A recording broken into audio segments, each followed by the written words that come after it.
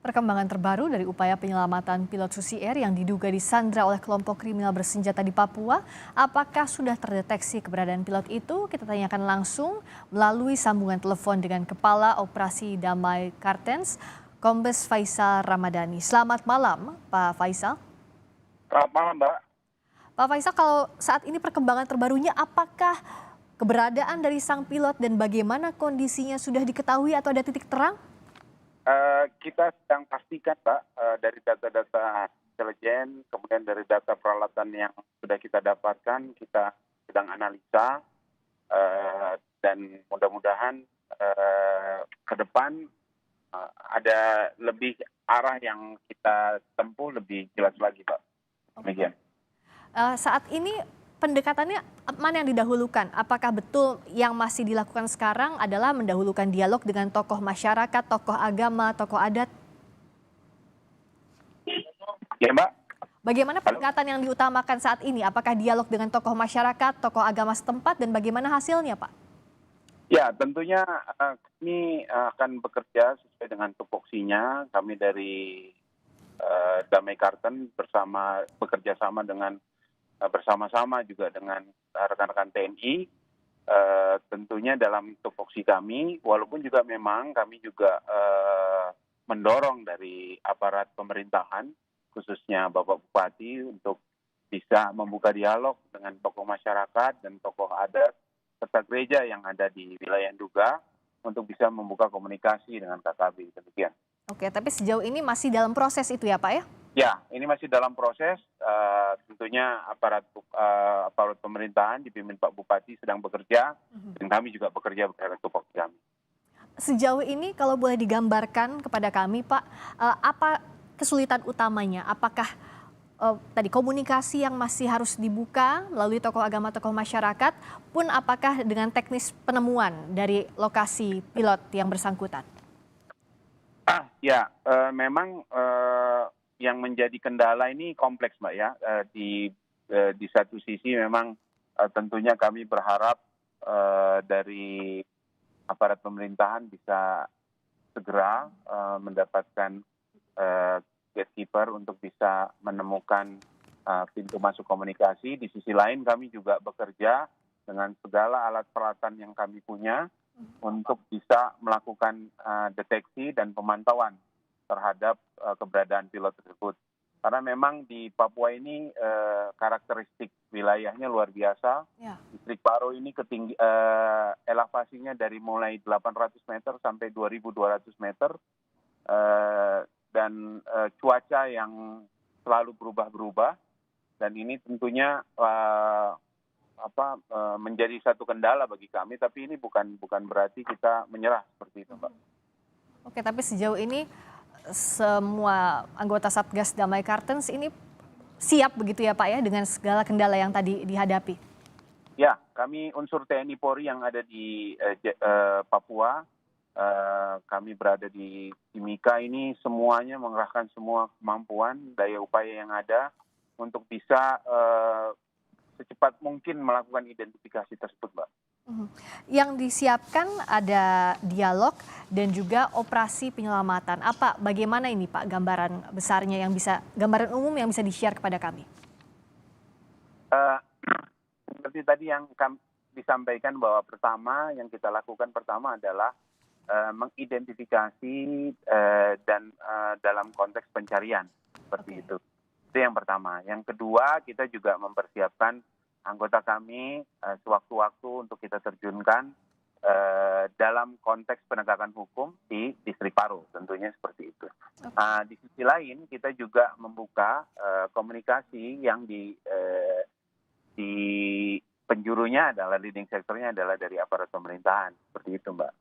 Oke, jadi betul-betul butuh sinergi antar berbagai pihak begitu ya Pak Faisal ya?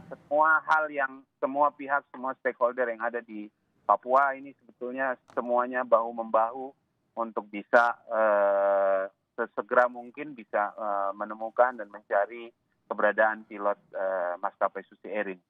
kita berharap segera ditemukan. Selain itu juga ada 25 warga sipil di distrik Paro yang dievakuasi ke Kenyam. Bagaimana awalnya Pak, kronologinya sampai dievakuasi ke sana dan bagaimana kondisinya saat ini?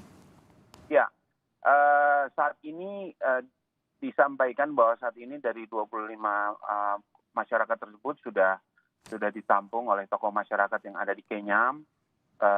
Sementara ini sedang dalam proses recovery, pemulihan kondisi tubuhnya karena memang mereka melakukan perjalanan yang cukup jauh selama beberapa hari, dan ini sebetulnya awalnya kami tidak ketahui. Pada saat kita evakuasi 15 karyawan itu, kita mendapatkan berita dari karyawan-karyawan dan penunjuk jalan bahwa di belakang mereka ada massa, ada masyarakat yang juga ternyata mengamankan diri dari Paro menuju Kenyam. Demikian, Pak. Oh begitu, jadi informasi ini didapatkan dari 15 pekerja yang dievakuasi lebih dulu ya Pak ya? Ya, seperti itu. Oke, nah kalau 25 orang itu akhirnya mereka memutuskan evakuasi, apakah ada cerita dari warga itu, apakah memang mereka mendapatkan intimidasi dari KKB juga seperti yang dialami 15 pekerja yang sebelumnya diselamatkan Pak? Seperti itu, dan itu yang mereka rasakan sehingga mereka juga ikut mengamankan diri, Mbak. Mengamankan diri. Jadi mereka juga diintimidasi, muncul rasa ketakutan dari masyarakat, sehingga mereka akhirnya mengamankan diri, dan berita itu kami dapat dari 15 pekerja dan masyarakat yang menunjukkan jalan dari 15 pekerja. Karena yang kita evakuasi 2 hari yang lalu itu adalah 18 orang. 3 orang dari masyarakat distrik Paro dan 15 orang dari pekerja. Nah, dari mereka lah kami mendapat kabar bahwa di belakang mereka ada orang-orang yang masyarakat yang juga ikut mengamankan diri, seperti itu. Oke, kalau di distrik Paro sendiri saat ini apakah masih ada warga yang tinggal di sana, masih ada warga yang bertahan selama kondisi ini berlangsung Pak? Ini yang sedang kita identifikasi, Mbak. Nampaknya dari pantauan terakhir sepertinya sudah hampir kosong distrik Paro. Sudah hampir kosong. Kami mencoba untuk menyisir kalau memang masih ada masyarakat yang dalam perjalanan ke arah Kenyam, kita akan lakukan evakuasi kembali, seperti itu. Oke, bisa digambarkan Pak, sebenarnya kalau di distrik Paro itu kondisinya seperti apa? Antara satu rumah warga dengan warga lainnya, karena untuk penyisiran pun harus melewati hutan, gunung begitu seperti yang kami sedang tampilkan di gambar ya Pak ya? Ya, jadi mungkin di masyarakat ini terpisah-pisah, terpencar-pencar, walaupun konsentrasi massa itu, konsentrasi penduduk itu ada di seputaran bandara. Oke. Di seputaran bandara. Tapi memang ada beberapa dusun-dusun yang terpecah-pecah seperti itu. Nah, ini yang memang menyulitkan, menyulitkan. Jadi bukti maksud saya gambaran satu distrik atau kecamatan itu beda jauh mungkin dengan di daerah-daerah kabupaten lain di belahan Indonesia yang lain atau yang bagian barat yang ramai ya seperti itu. Tapi ini wilayahnya luas tapi penduduknya tidak terlalu banyak seperti itu. Sehingga kita lakukan penyusuran. Jadi harus disisir betul-betul meskipun tadi sementara diduga memang sudah mulai kosong di sana, tapi tim gabungan masih berada di sana untuk menyisir ya Pak ya? Dari Paro sampai ke Kenyam. Kami kirimkan pagi-pagi itu 2 tim untuk memantau dan menyisir. 2 tim ini memantau dan menyisir untuk kalau masyarakat ini perlu kita segera amankan, maka akan ada 2 tim yang mengamankan ini. Sementara pasukan masih di daerah distrik Paro. Oke, nah kalau sekarang berarti bisa dikatakan waktu 15 orang pekerja dievakuasi itu kan dapat bantuan dari pendeta, tokoh agama. Dalam operasi penyelamatan ini apakah memang peran utama selain ya tentu para pemangku kepentingan, tapi tokoh masyarakat, tokoh adat ini jadi kunci utama ya Pak Faisal? Ya betul, jadi tokoh adat, tokoh masyarakat, terutama para gembala, istilah ini pendeta dari gereja. Nah, itu yang juga sangat berpengaruh untuk membantu mengevakuasi ini. Oke, jadi ini yang diharapkan bisa kerjasama. Terakhir Pak Faisal, apa sebenarnya yang bisa ditekankan lagi dan agar masyarakat juga tentu tenang, pun yang masih menunggu kabar dari pilot Susi Air ini bisa sama-sama kita berdoa agar ditemukan selamat dan Satgas Damai Kartens juga siap untuk menghadapinya. Bagaimana Pak Faisal? Pertama, sampaikan bahwa bukan hanya Satgas Damai Kartens, tapi juga semua unsur TNI Polri yang ada di Papua bekerja sama untuk memecahkan permasalahan ini. Itu yang pertama.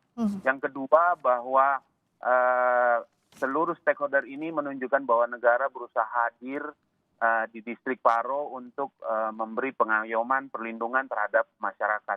Dan yang ketiga, tentunya kami berharap doa restu dari seluruh masyarakat Indonesia untuk bisa kami lebih cepat identifikasi dalam pencarian pilot Susi Air ini. Demikian, Mbak. Jadi seluruh unsur TNI Polri bergerak, begitu pula seluruh pemangku kepentingan. Tentu doa kita bersama agar berhasil dengan baik operasi penyelamatan ini dan segera ditemukan pilot Susi Air yang masih belum ditemukan hingga saat ini. Terima kasih sekali lagi waktunya. Selamat malam Pak Faisal, Kombes Faisal Ramadhani, Kepala Operasi Satgas Damai Kartens, setelah bergabung di Sapa Indonesia Malam.